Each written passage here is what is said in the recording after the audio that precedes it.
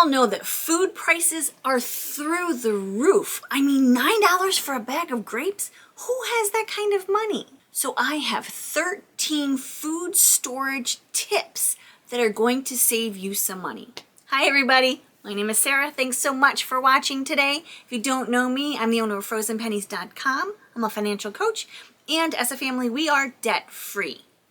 Food is crazy. Food is always one of those areas that you can tweak a little bit. It's got a little movement to it financially. You know, you can cut back here, grab some sales there. But when you've purchased your food already, you want to make sure you don't end up having to throw it away because it's mushy or fuzzy or green or slimy. So I'm going to share with you 13 ways that you can preserve the food that you just spent all that money on. Number one, let's talk about bananas real quick. If you separate the bananas from the bunch and you take the ends and you wrap them in some plastic wrap or even wax paper with a rubber band, that will stop the ripening process on a banana. So it will take longer for that banana to get ripe, to get the brown spots on it and to turn completely brown. Number two, berries. Now berries are very interesting. You want to soak them, wash them in a vinegar and water solution first. It's a 1 to 3. So say 1 cup of vinegar to 3 cups of water. In a pan, let them soak, let them clean.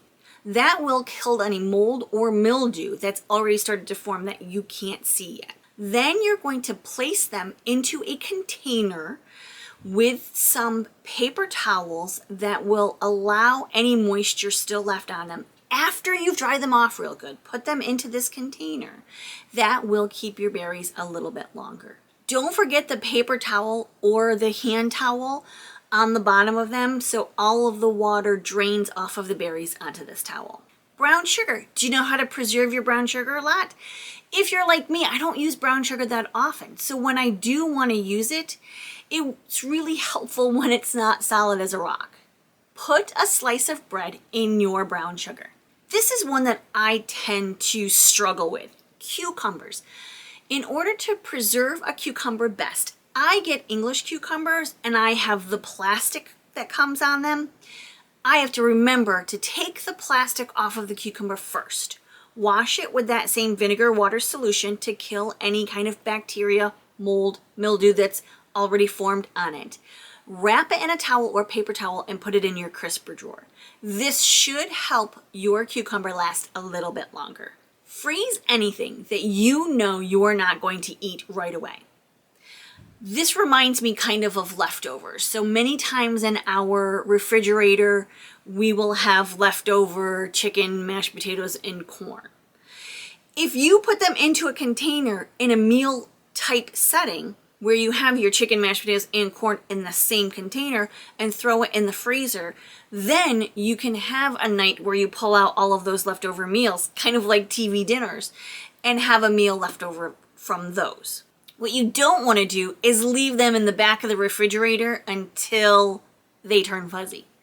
You can do this with anything. If you have just a little bit of something left over, if you have a little bit of chicken broth left over, you can freeze them in ice cube trays. If you have a little bit of yogurt left over or sour cream left over, you can do the same and then use the sour cream cubes for soups or sauces. Just make sure you catch it before it gets to the point where it starts to go bad.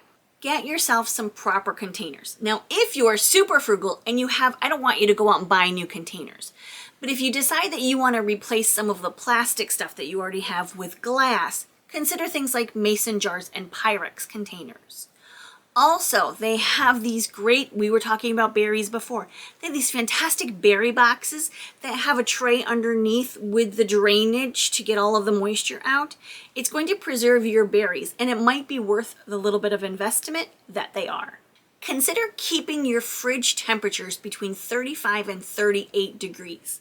This seems to be the ideal temperature for keeping foods fresh longer. Ethylene absorbers for fruits and vegetables. They sell these really cute little ethylene absorbers. They kind of look like an apple. You put little things in them and it absorbs the ethylene. Now, ethylene is a byproduct of things like apples, bananas, pears, and peaches. There are fruits and vegetables that don't do well with ethylene. Broccoli, cabbage, and cauliflower are ethylene sensitive. So you want to make sure that you put your fruits in one drawer and your vegetables in the other. If you're going to combine them, grab one of these little ethylene absorbers from Amazon. This will help keep your fruits and vegetables lasting a little bit longer.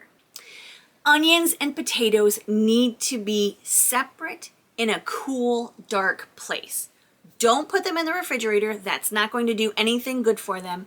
Keep them in the cellarway or underneath a cupboard, separated in separate baskets, cool and dark. Number 10, greens. Now you're going to want to take care of your greens in the similar way that you took care of your berries and your cucumbers. You're going to want to wash them.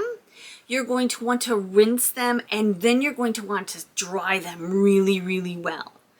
If you don't want to wash them until you're ready to use them, that's fine too. But don't forget the towel or paper towel in the container where they are. You want something there to absorb the moisture, because that's when greens start to get slimy, is when they're moist. Know where to store your food. Consider what the grocery store does. As you know, the grocery store does not keep their potatoes in a cooler. They keep their potatoes outside. And if you've noticed, at night, when everybody leaves and the grocery store closes, they always cover their potatoes and their onions with burlap. Use their best practices in your own home. If your carrots are stored in the cooler, then you put the carrots in the refrigerator. If the berries are not, you don't necessarily have to store your berries in the refrigerator. Number 12, condiments. I had a very peculiar experience a few weeks ago. I was talking with a friend of mine at her house, and she had her mustard out on the counter. And I said to her, "Why is your mustard on the counter?" And she says, "Well, I just heard on a morning show that you don't have to refrigerate your mustard after opening." And I thought, well, that's kind of strange. So I looked at the back of the mustard, and it actually says refrigerate after opening. Consider your condiments and knowing where you're supposed to store those. You don't want to get sick, right? And you want to make sure that your mustard lasts for as long as possible. Mustard will last forever in the refrigerator, as long as you put it in the refrigerator. Don't believe what morning shows say, don't believe what the internet says, and don't believe what YouTube says. Consider reading the back of the bottle to know what to do with your mustard after you've opened it.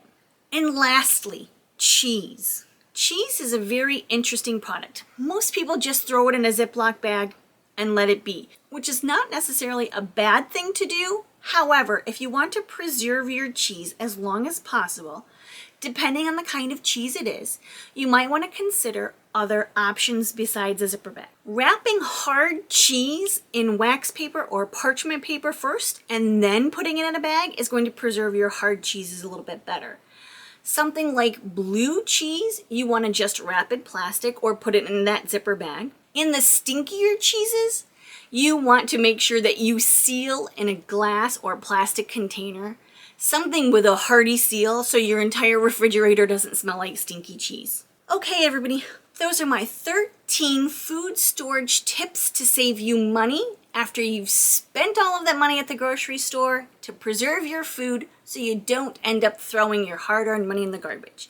Thanks so much for watching, everybody, and have a great day. Bye-bye.